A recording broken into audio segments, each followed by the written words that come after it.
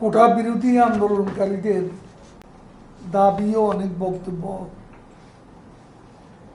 আমাদের সংবিধানের রাষ্ট্র পরিচালনার মূলনীতি বিরোধী।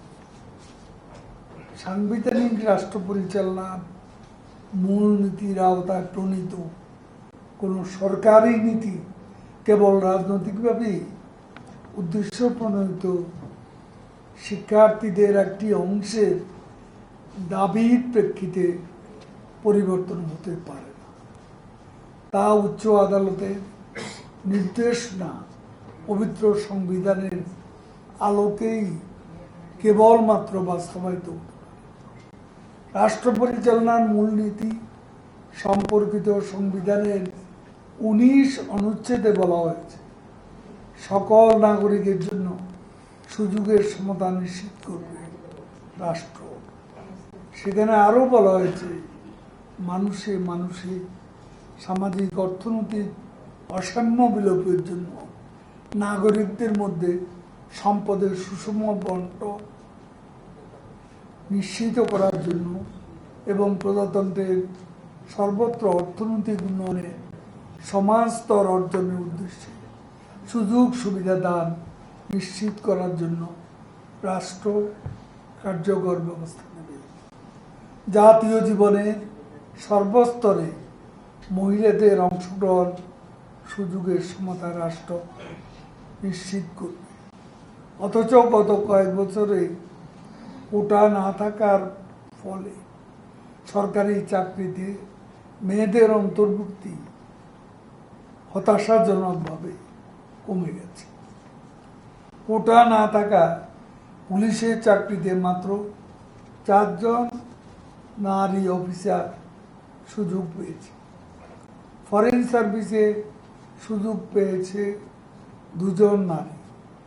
50টি জেলায় দেশে নারীরা ক্যাডার সার্ভিসে যোগদানের সুযোগ পায়নি।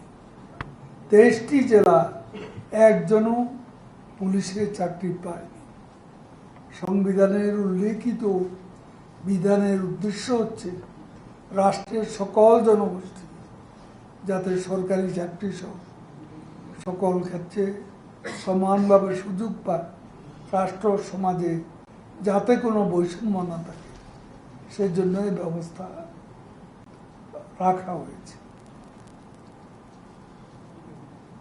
বিসিএস গুলোতে বিগত বছরে নিয়োগের ক্ষেত্রে মেধা তালিকা থেকে নিয়োগ প্রায় 70% মতো। 33তম, 35তম ও 36তম এই 3টি বিসিএস পরীক্ষা গড়ে প্রায় 72% প্রার্থীকে মেধার ভিত্তিতে নিয়োগ দেওয়া হয়েছে, যেখানে কোটা থেকে নিয়োগ পেয়েছে মাত্র 28%। সরকারি সিদ্ধান্ত অনুযায়ী শূন্য পদগুলোতে মেধা তালিকা থেকে অন্তর্ভুক্ত করা হয়েছে।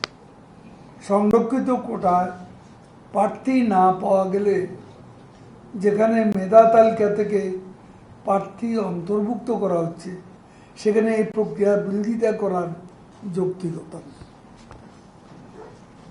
দক্ষিণ এশিয়ার মধ্যে বাংলাদেশি সরকারি চাকরিতে কোটার ভিত্তিতে সবচেয়ে কম নিয়োগ দেওয়া হয়। বর্তমানে ভারতে সরকারি চাকরিতে 60% কোটার ভিত্তিতে ও 40% মেধার ভিত্তিতে।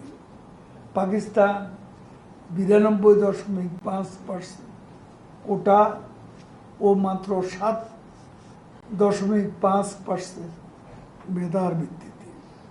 নেপালে 45% কোটা ও 55% মেধার ভিত্তিতে। শ্রীলঙ্কায় 50% কোটা ও 50% মেধার ভিত্তিতে নিয়োগ হয়। শ্রীলঙ্কার বিশ্ববিদ্যালয় ভর্তির ক্ষেত্রে 60% জেলা কোটা বিরাজমান। এই পরিসংখ্যান থেকে বোঝা যায় আমাদের আর্থসামাজিক বাস্তবতায় কোটার প্রয়োজনীয়তা রয়েছে এবং বাংলাদেশে বিদ্যমান পদ্ধতিটি এটা যৌক্তিক।